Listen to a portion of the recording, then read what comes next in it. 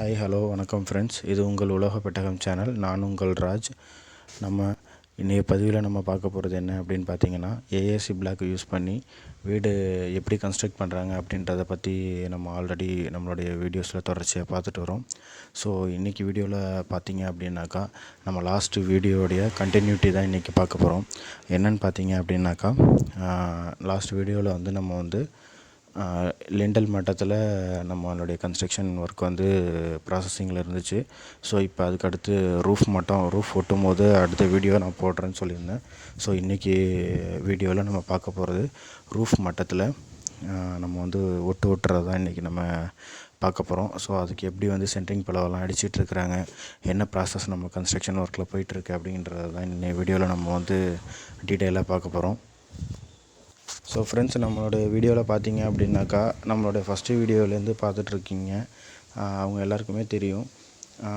ஸ்டார்டிங்கில் நம்ம 3 அடி மட்டத்தில் நம்ம எப்படி ஏஏசி பிளாக்கை யூஸ் பண்ணி கன்ஸ்ட்ரக்ட் பண்ணியிருக்கோம். அதுக்கப்புறம் ஒரு பெல்ட்டு போட்டிருப்போம்.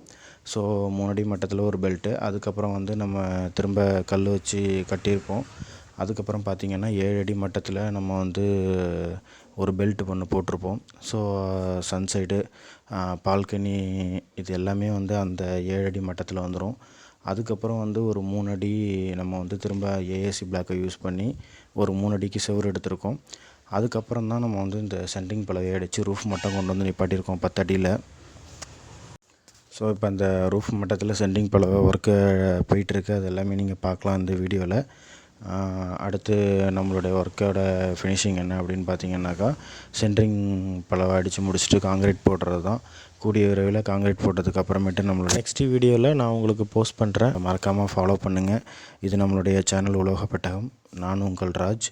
மீண்டும் ஒரு நல்ல பதிவில் உங்களை சந்திக்கும் வரை உங்களிடமிருந்து விடைபெறுகிறேன். நன்றி, வணக்கம்.